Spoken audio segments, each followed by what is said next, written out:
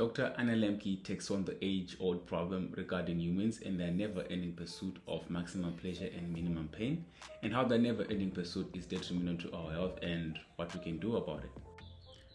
Dopamine Nation is a book that explores why people get addicted, how the world is set up to get us addicted, how we can recalibrate our minds and environment to counteract the addictive world that is today, and hopefully live a more pleasure-pain balanced life. Okay, let's get into it. But first, we need to know who Anna Lembke is. So, according to her own website, Anna Lembke is a professor of psychiatry at Stanford University School of Medicine and is the chief of the Stanford Addiction Medicine Dual Diagnosis Clinic.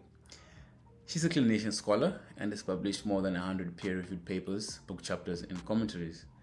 She sits on the board of several state-nation addiction-focused organizations and has testified before various committees in the United States House of Representatives and Senate. She has been featured on various platforms, including Andrew Huberman's podcast, The Joe Rogan Experience, and has also featured in the viral Netflix documentary called The Social Dilemma. I think we've all watched that from, I think, a couple of years ago, 2-3. Yeah, right. So book structure. The book is divided into 3 parts. The first part is called The Pursuit of Pleasure. The second part is called Self-Binding. And the third part is called The Pursuit of Pain. And I'm going to touch on each of these chapters and share the significant lessons and insightful quotes that I got from these parts. But before I get into it, I have to let you know that the way Dr. Anna Lembke wrote her book is that she wrote it in a way in which she weaves the lessons and the insights by sharing some of the stories that she got from her experience as a psychiatrist. So she's going to be sharing a lot of information from her patients. I assume that the patients' names are changed and some other things also changed to probably protect their identities, but that's just a heads up. Part 1, The Pursuit of Pleasure. The first interesting thing that Anna Lembke talks of are masturbation machines.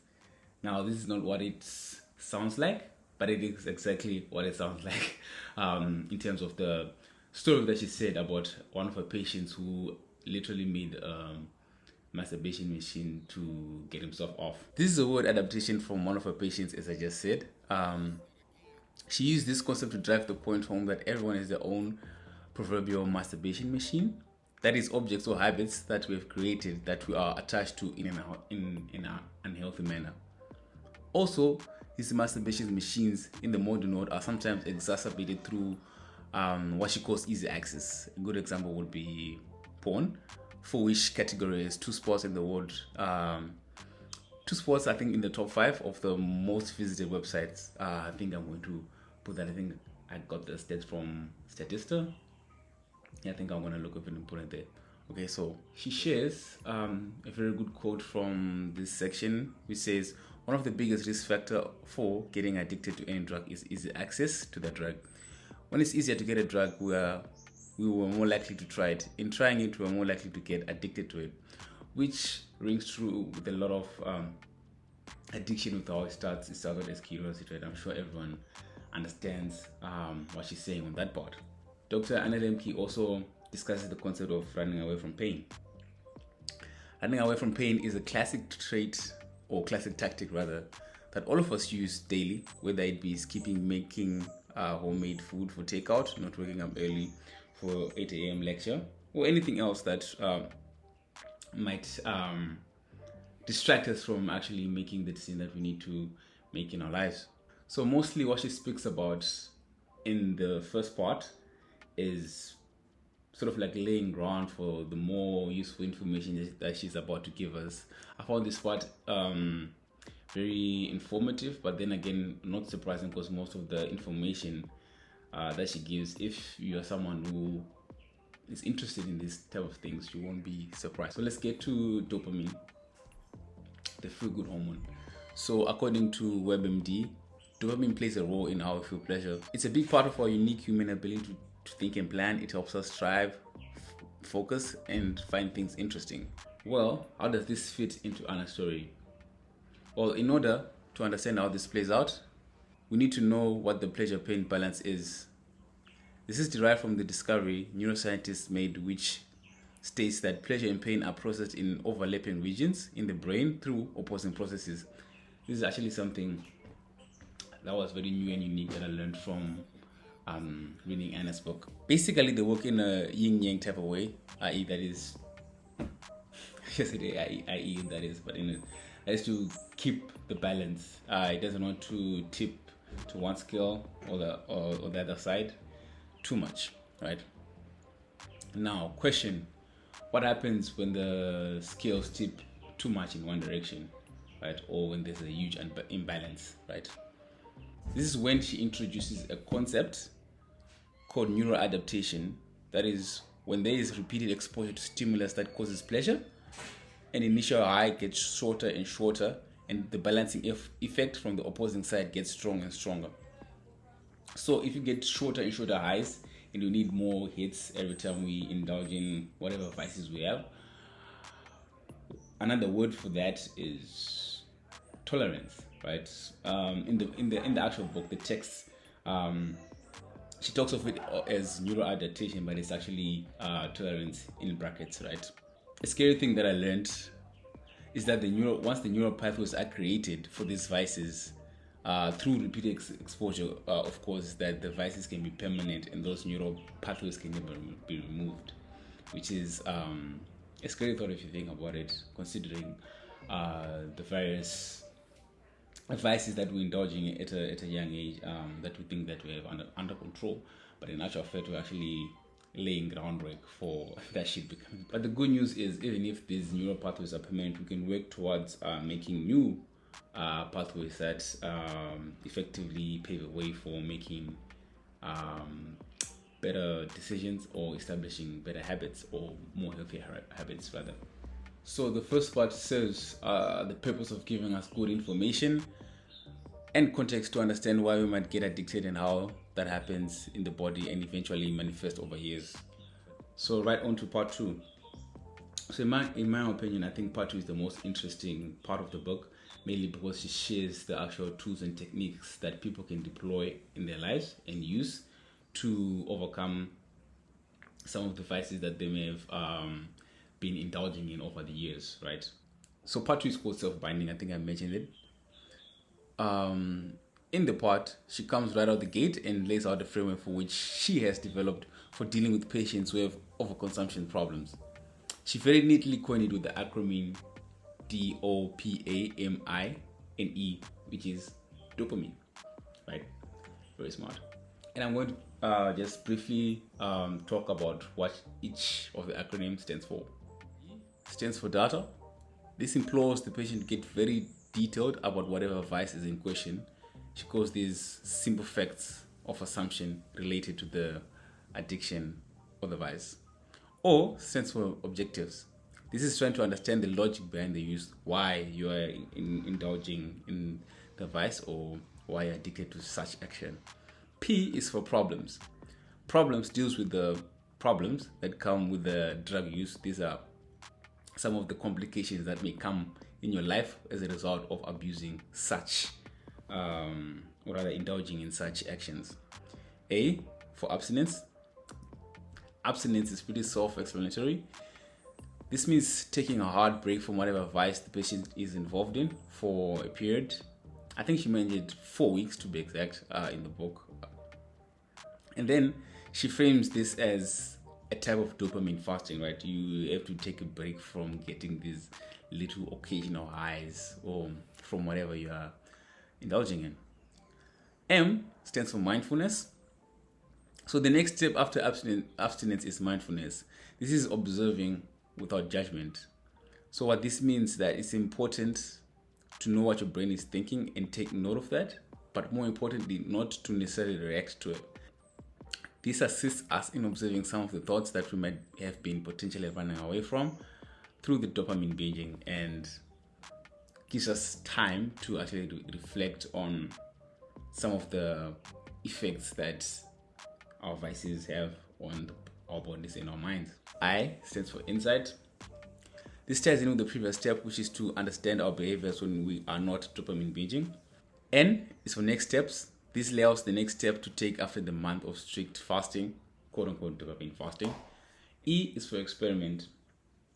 Now, this last part relates to when we get back to the quote-unquote reward. That is after quitting whatever vice that we have, and we try and integrate back with the reward. This is just after the strict fasting, right? This mainly deals with trying to experiment and see what could be potential triggers, which areas are you going to, or what activities are you engaged in that might be a potential trigger for you to relapse. So in this particular section of the experiment, she points out that it's a trial and error. When you go back and engage in the world, you must be very aware and very mindful of what can make you relapse, or how you can navigate that to make sure that you don't fall to the same habits that you had before. I think that made sense. I hope.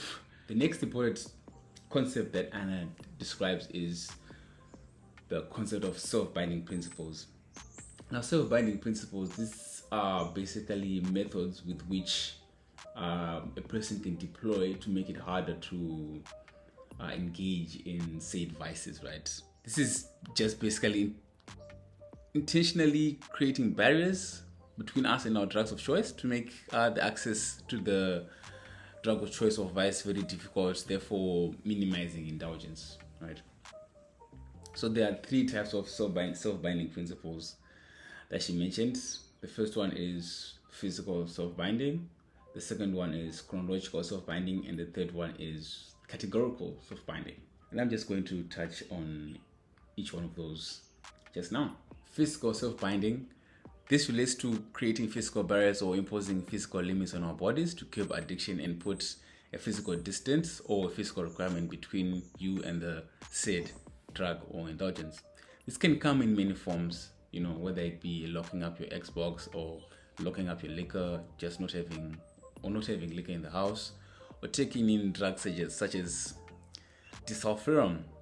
Now, this is quite interesting. I learned it also in the book that there's a drug called disulfiram, which can be used as an alcohol inhibitor, which basically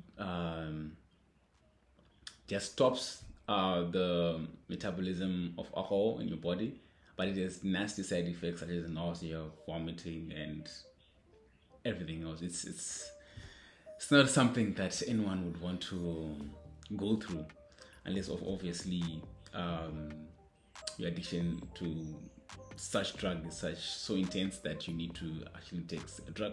But anyways, I digress. The next self-binding principle, or the type of self-binding, is chronological self-binding.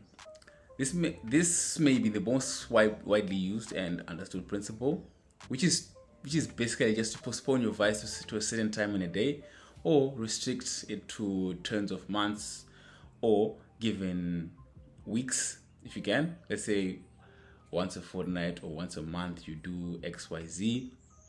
This thereby creates a limit naturally because of the restricted window with which you have allowed yourself to indulge in said things, and creates an artificial, or rather, I don't know if you want to call it artificial or real, but it creates there's a reduction at the end of the day if you restrict your indulgence to a limited time. The third part is the third self-binding principle is categorical self-binding.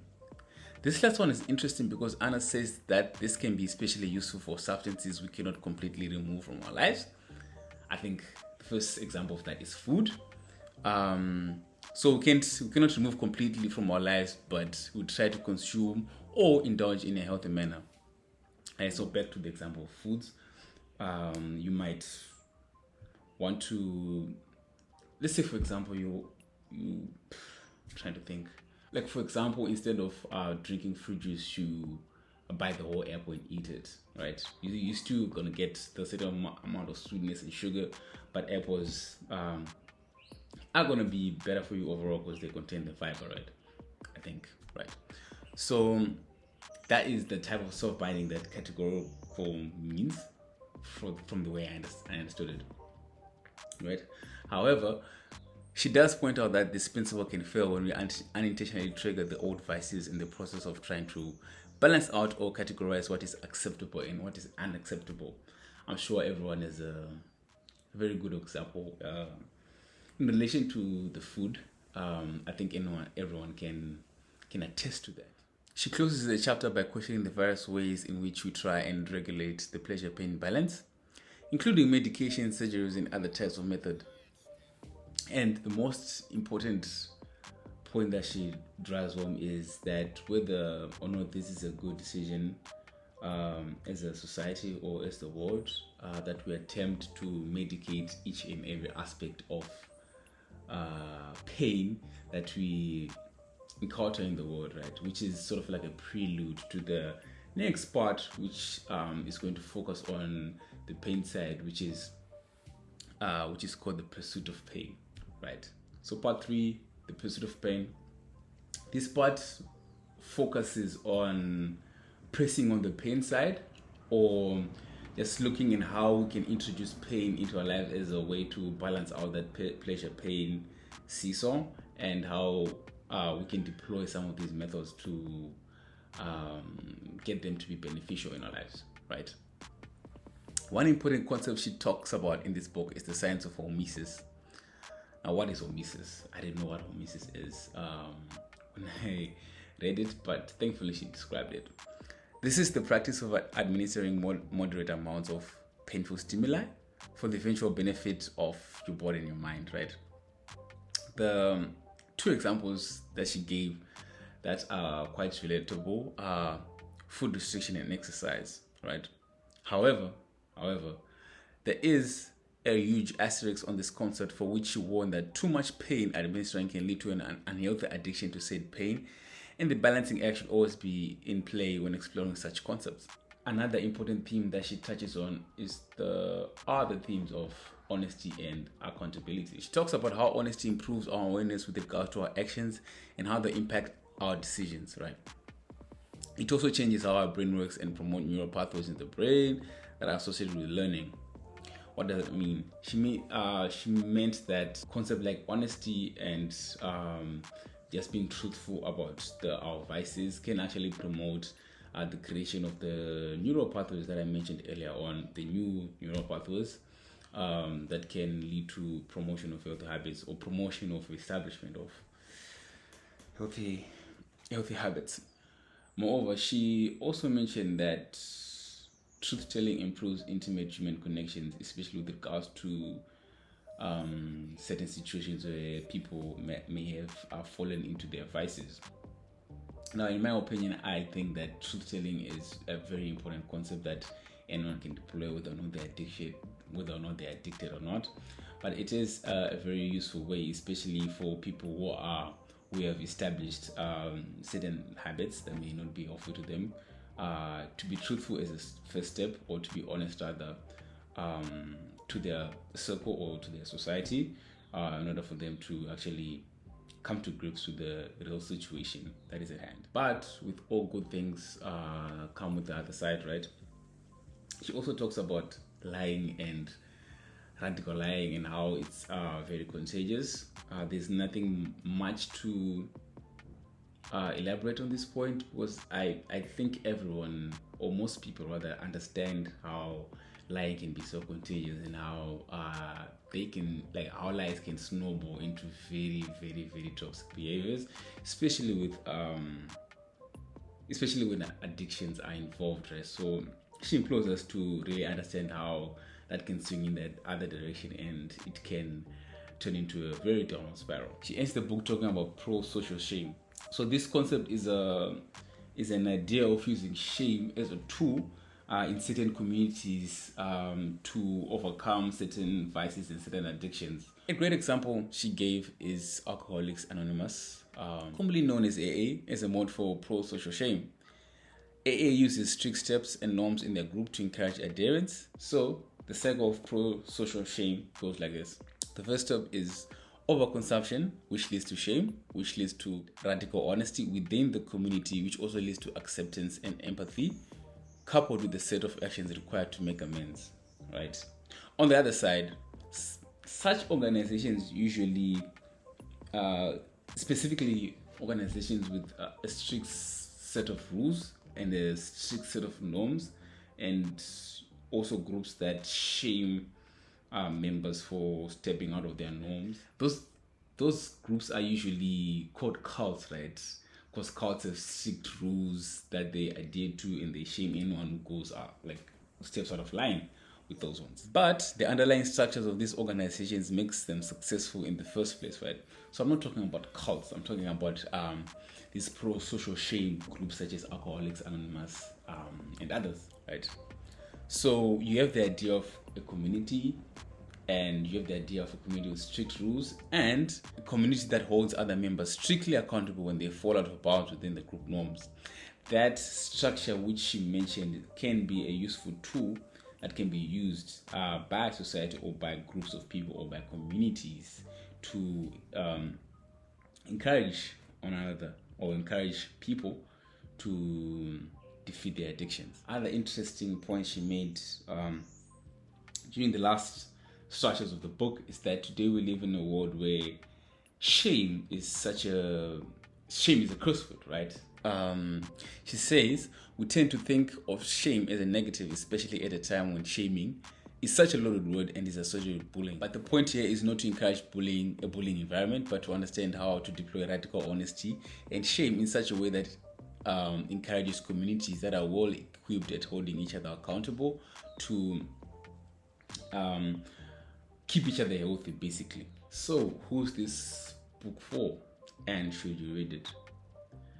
Well, if you want to hear some of the stories that people struggled with over their years with addiction, Dr. Anna Lembke has a bevy of stories from her patients that she got from her patients that you can read, and most of them are very grounded in reality and are very heartwarming to read, actually.